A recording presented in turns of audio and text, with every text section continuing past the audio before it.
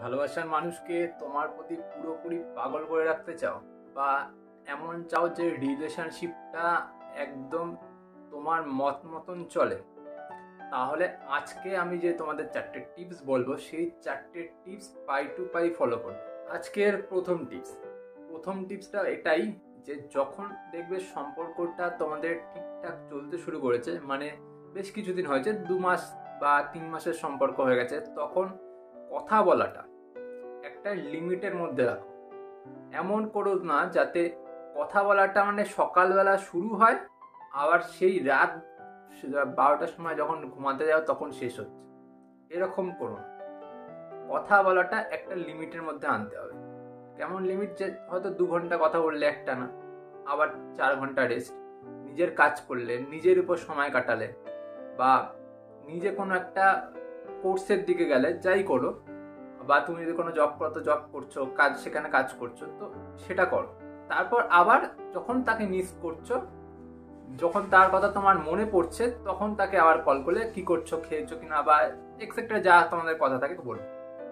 এরকম করে খাপে খাপে কথা বলতে হবে। কোনো সময় একদম লেন্দি কথা বলবে না। লেন্দি কথা বললে তোমারও ইন্টারেস্ট চলে যাবে, ওরও ইন্টারেস্ট চলে যাবে। দুজনের ইন্টারেস্ট বজায় রাখার জন্য অল্প কথা বলতে হবে। অল্প কথা, কিন্তু বেশি বেশি সময় খরচ করে না। অল্প কথা একটা লিমিটেড টাইমে বলবে, তারপর আবার কিছুক্ষণ অফ থাকবে, তারপর আবার বলবে। বুঝতে পারলে? এমন ভাবে চলো। সেকেন্ড পয়েন্টটা বলার আগে আমি একটা রিকোয়েস্ট জানাই যে তোমরা যারা ভিডিও দেখছো, প্লিজ ভিডিওটাকে লাইক করো। কারণ ভিডিও তোমরা দেখছো, জাস্ট টাচ করে একটা লাইক করে দিতে তোমাদের কোনো অসুবিধা হওয়ার কথা না। তো তোমরা লাইক করলে আমার একটু মোটিভেশন আসে, তো সেই জন্য লাইকটা করে দাও, এই আশা রাখলাম। প্লিজ করো। সেকেন্ড পয়েন্ট বলছি।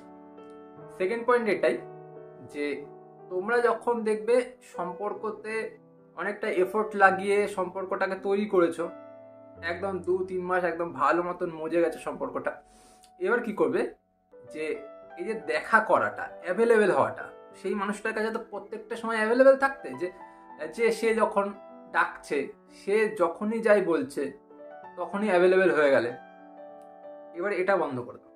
মানে সে এখন ডাকছে তো আমি গিয়ে 1 ঘন্টা পর যাব, বা সেই দিন আমি হয়তো যাবো না, বলবো আমার কাজ আছে, আমার আজকে সময় হবে না। এইরকম মানসিকতা রাখো। কিন্তু তাই বলে এটা না যে সে তার প্রবলেমে পড়ে যে তোমাকে ডাকছে সেখানে তুমি গেলে না, সেখানে অবশ্যই যাবে, কিন্তু ওই সব সময় অ্যাভেলেবেল হবে না যে আমাকে ডাকছে সঙ্গে সঙ্গে চলে যাচ্ছে। একদম করবো না। 3 নাম্বার পয়েন্ট, যখন দেখবে ঝগড়া বাজছে বা সে রেগে গেছে, অনেকটা সময় এমন হয় যে সে রেগে গেছে, যখন সে রেগে গেছে তার মুখে মুখে কথা বলা বন্ধ করে দাও।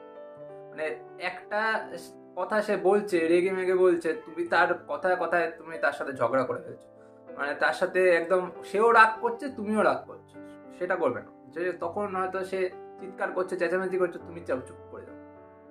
তোমার সেই সময় কথা বলার কোনো দরকার নেই। সেই সময় যদি কথা বলো, দেখবে সম্পর্কে তিক্ততা আরো বেড়ে যাবে। এবার তাকে যদি ঝেড়ে ফেলার টাইমটা দাও, যে হ্যাঁ সে তার রাগ ঝেড়ে ফেলছে, শুনে নিলে পুরোটা, শুনে নেওয়ার পর এইবার বললে ঠিক আছে, তোমার রাগ হচ্ছে যখন, তুমি এখন ফোনটা রাখো, তুমি নিজের কাজ করো ঠান্ডা মাথায়, কোনো রেগে না, কিছু না। তুমি তখন বোঝো মাইন্ড দিয়ে যে এই এখন রেগে রয়েছে, এর এখন রাগের মাথায় উল্টো পাল্টা ছড় বলছে, এখন আমার কিছু বলার দরকার নেই, বলবো না, এখন শুধু চুপ করে থাকো।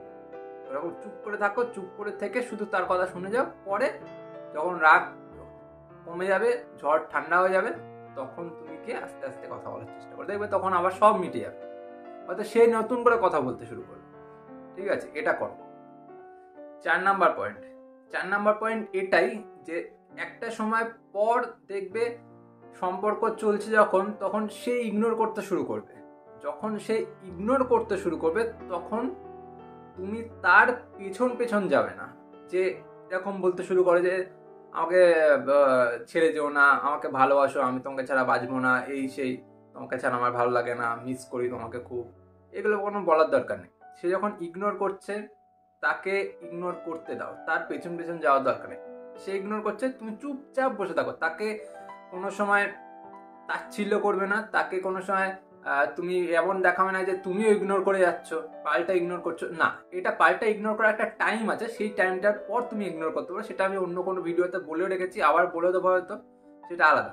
কিন্তু তুমি সেই সময় কোনো ইগনোর করবে না, বাস তাকে কোনো সময় তাচ্ছিল্য করবে না। সে ইগনোর করে যাচ্ছে, এবার সে আবার যখন দরকারে ফোন করছে তখন তার সাথে একদম ভালো মতন কাম মেন্টালিটি নিয়ে কথা বলো, যাতে সে বুঝতে পারে যে হ্যাঁ তুমি তার ইগনোরেন্সটা বুঝতে পেরেও তার সাথে কথা বলছো, তাকে সেই সমান জায়গাটা দিচ্ছ যেটা আগে তুমি দিতে। তাহলে দেখবে যদি সে ইগনোর করে অন্য কারোর জন্য, সে আবার তোমার কাছে ফিরে আসবে। তুমি যদি ওই ইগনোর দেখে তার সাথে ঝগড়া অশান্তি বিবাদ করতে থাকো, তুমি জিজ্ঞাসা করতে থাকো কার সাথে ব্যস্ত রয়েছো, কার সাথে ঘুরছো, কার সাথে ডেটিং করছো এক্সেট্রা, তাহলে কিন্তু সম্পর্কটা নষ্ট হয়ে যাবে। তাই এটাই রিকোয়েস্ট যে এই যে 4টে পয়েন্ট আমি তোমাদেরকে বললাম, এটা পাই টু পাই ফলো করো। এইগুলো কিন্তু কোনো ছেলে খেলা নয়, রিলেশনশিপ যেমন ছেলে খেলা নয়, এই পয়েন্টগুলো কিন্তু ছেলে খেলা নয়। যেগুলো মানলে তোমার সম্পর্ক ভালো থাকবে, যদি না মানে তুমি নিজের মতন চলতে থাকো, নিজে দাদা ভাই এক্সেট্রা কারো কথা শুনতে থাকো, তাহলে কিন্তু সম্পর্ক নষ্ট হয়ে যাবে। আমি অনেক আমার ফেসবুকে যারা মেসেজ করো তাদেরকেও বলি, আর এই ইউটিউবে আমি ভিডিও বানিয়েও সবাইকে এই কথাটাই বলি যে যখন পয়েন্টগুলো দেখছো তো পয়েন্টগুলো প্রপার ফলো করো। তারপর তোমরা এসে বলো যে আমার কাজ হচ্ছে না, আমাদের সম্পর্ক ঠিক থাকছে না, তখন আমার নিজের কষ্ট লাগে যে আমি কি করছি তাহলে। এই ছিল আজকের ভিডিও। যদি ভিডিও ভালো লাগে অবশ্যই ভিডিওটাকে লাইক করো, কারণ তোমরা লাইক করলে আমার একটু মোটিভেশনটা আসে। আর তার সাথে চ্যানেল সাবস্ক্রাইব করো, যারা নতুন এসছো চ্যানেল সাবস্ক্রাইব করে রাখো, কারণ এরকম ভিডিও আমি দিতে থাকি রোজ, আর সাথে 100-র বেশি চ্যানেলে ভিডিও রয়েছে, তাই তোমাদের ভিডিওর কোনো কমতি হবে না। আর তোমাদের এই ভিডিওর মাধ্যমে অনেক হেল্প হবে, তাই ভিডিও অবশ্যই দেখবে, চ্যানেলটা সাবস্ক্রাইব করে রাখবে, সাথে লাইকও করবে। আর চলি পরে দেখা হচ্ছে অন্য একটা